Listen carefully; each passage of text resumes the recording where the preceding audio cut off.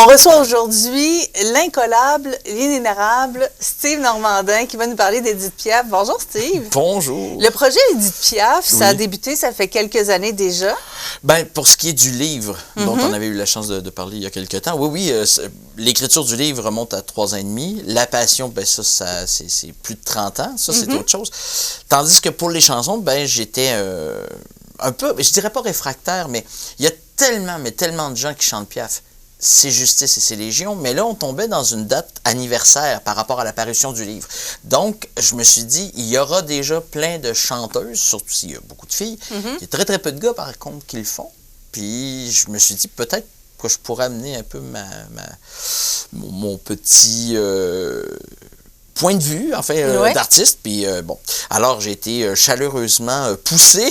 Il y a des gens qui ont dit, ça serait peut-être bien que tu le fasses. Ne serait-ce que, étant donné qu'on te sait accordéoniste, pianiste, chanteur, puis que tu as tellement fait attention à son œuvre, si ça te dit de chanter, nous autres, en plus que tu nous racontes les histoires, puis c'est ce que j'essaie de mettre en avant, c'est-à-dire que, oui, Piaf, c'est une super interprète, oui, c'est une chanteuse de rêve.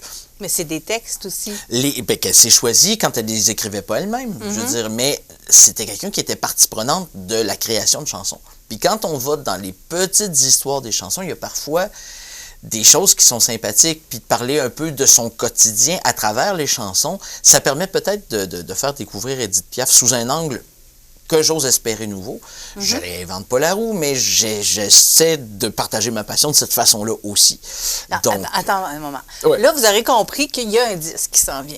Oui. Mais avant qu'on parle davantage du disque, Steve, je voudrais qu'on parle de ce qui s'est passé depuis qu'on s'est vu au printemps. Oui. On annonçait l'arrivée du livre. Oui. Ça s'est très bien passé. Ça a été, l'accueil était formidable, même sur un point de vue international, parce qu'on avait la chance d'être à la fois, évidemment, publié aux presses de l'Université Laval, ici au Québec, et distribué par Hermann à Paris. Donc, je recevais, ainsi que Laszlo Poustaï, qui est le camarade avec qui j'ai écrit le bouquin, on a reçu des messages de vraiment partout à travers le monde.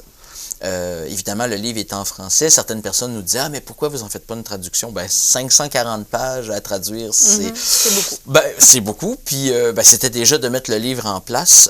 Mais il n'empêche que des gens, ça a été le Brésil, on a eu des messages de Tahiti.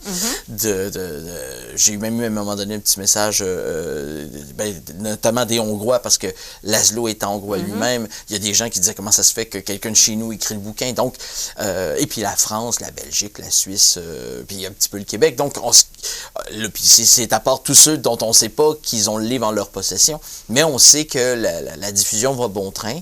Tu as fait des belles rencontres aussi. Tu es allé au-delà des lecteurs, dans les salons du livre un peu partout. Ben, je suis allé, j'en ai fait un à Montréal. Oui. Il y a Québec et Trois-Rivières qui se dessinent pour le printemps. Donc, je suis vraiment content que ça puisse avoir la possibilité de pouvoir parler d'Édith Piaf autrement, puis de pouvoir aussi aller à la rencontre. Le livre, c'est un plaisir solitaire, je m'en rends compte. Autant de faire des spectacles, là, on a un contact direct avec son public. Mais le livre, c'est comme le disque. C'est-à-dire que du moment où le disque vit sa vie, qui se retrouve dans les mains de quelqu'un, il peut voyager, se promener de main en main ou se retrouver dans une bibliothèque. Et on n'a pas idée, des fois, du nombre de personnes qu'on peut rejoindre. Je trouve ça absolument... c'est formidable, mais en même temps, je me dis, c'est aussi paniquant, parce que, je veux dire, les auteurs, en général, être faits pour être lus, mais dire c'est quoi l'influence directe qu'on peut avoir, ça, je sais pas, mais enfin... Mais tu l'as vu un peu en faisant justement des spectacles-conférences où tu parlais du livre, mais où on pouvait t'écouter aussi, chanter. C'est comme si le livre devenait à ciel ouvert. C'est un peu à ça que le spectacle et le prochain disque tout ça va servir à faire la promotion de Piaf aussi, à ma façon. Puis j'ai toujours beaucoup de plaisir à parler du sujet qui me semble intarissable malgré qu'elle soit morte depuis 60 ans. Le fait d'avoir découvert et d'avoir mis en perspective certaines choses, pour moi, j'ai trouvé ça important de le faire, puis de rencontrer quelqu'un qui n'était pas de mon âge, avec Laszlo, de pouvoir trouver quelqu'un qui avait les mêmes envies, On n'est pas de la même génération, mais on partage la même passion, donc c'est formidable. Mais tu n'as pas connu Édith Piaf non plus. Oh, ben non. C'est ça, tu ne fais pas partie de la génération d'Édith Piaf non plus. Là. Non plus. Puis je pense que c'est le lot de beaucoup d'artistes. Tu sais, je me rends compte que le disque a fait un travail formidable pour un tas de vedettes qui sont, tu sais, quand je pense à des gens qui j'étais au Père-Lachaise pour voir la tombe de Piaf. Bon, ben pas tellement loin, il y a Jim Morrison. Mais c'est parmi les 2 tombes les plus visitées, mais ils nous ont quittés il y a pratiquement 60 ans pour les 2. Et puis, ils suscitent quand même de l'admiration par le legs artistique qu'ils nous ont donné. Quoi. On va parler du disque. Il est prévu pour quand, ce disque-là? Écoute, pour le printemps. On est enfin en train de le fabriquer, mais c'est un processus un peu plus long qu'un disque compact. On a justement la pochette à l'écran déjà. Et oui, c'est ce qui va servir d'étiquette, ce que vous avez à droite. Oui, donc ça fait penser à 33 tours. Ah ben c'est exactement ça. C'est un 33 tours. C'est la première fois que je fais un disque avec une aiguille, et moi qui suis collectionneur de disques, je caressais ce rêve depuis tellement longtemps. Alors je me suis embarqué dans ce projet complètement fou. Et donc, j'ai eu le bonheur d'enregistrer ici, à Montmagny, dans les studios de Gabby Road, de M. Gabriel Messervier, qui est professeur de musique ici à l'école, qui joue la guitare merveilleusement bien, puis qui est un technicien son. Donc, depuis des années, je travaille dans des studios où le technicien est aussi musicien. Je trouve ça important parce qu'ils ont un point de vue différent, ça permet d'avoir une écoute confortable. Ils connaissent bien les instruments de musique, l'aspect acoustique aussi, à la fois d'utiliser la voix avec l'accordéon, de trouver le bel équilibre. Donc, je trouvais important de travailler avec Gabriel à ce niveau-là. Et parlons de différence. Tu as choisi, La Foule, Mon manège à moi. Non, je ne regrette rien, on ne peut pas passer à côté, mais les autres pièces, c'est pas nécessairement des pièces qu'on a entendues souvent au fil du temps. J'y tenais.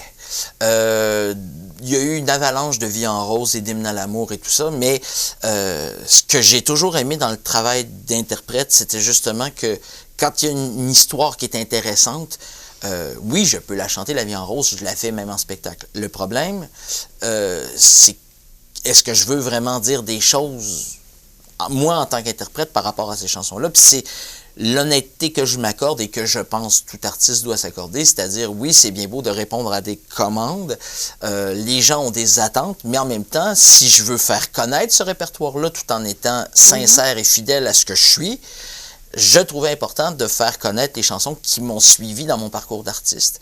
Mais tu as choisi des histoires plus que des chansons. Beaucoup. Il y a une chanson, je pense toujours au Petit Homme, qu'elle adorait énormément, que le public qui aimait beaucoup Édith Piaf s'en rappelait, mais c'est pas forcément une des chansons les plus marquantes. Mais elle a été quand même pas loin d'une dizaine d'années à l'interpréter, jusqu'à même en faire une adaptation en anglais. Mais je trouvais, c'est ça, intéressant d'aborder l'art de Piaf autrement. Puis moi, ça me permet justement d'aborder le côté des histoires qui sont si belles et si intéressantes. Et donc, je suis allé, dans le choix de mes chansons, dans des périodes qu'on couvre moins. On se rappelle davantage ce qui est plus près de nous, donc Milord, Non, je ne regrette rien, Mon manège à moi, qui est vraiment la toute fin de la carrière de Piaf. Mais comme elle a une carrière sur 27 ans, elle a commencé à chanter en 1935, professionnellement, s'entend, jusqu'à son décès de 1963. Donc, c'est 27 années d'un répertoire très riche. J'ai dû me faire même violence parce que j'avais que l'équivalent de 30 minutes par face d'un 33 tours.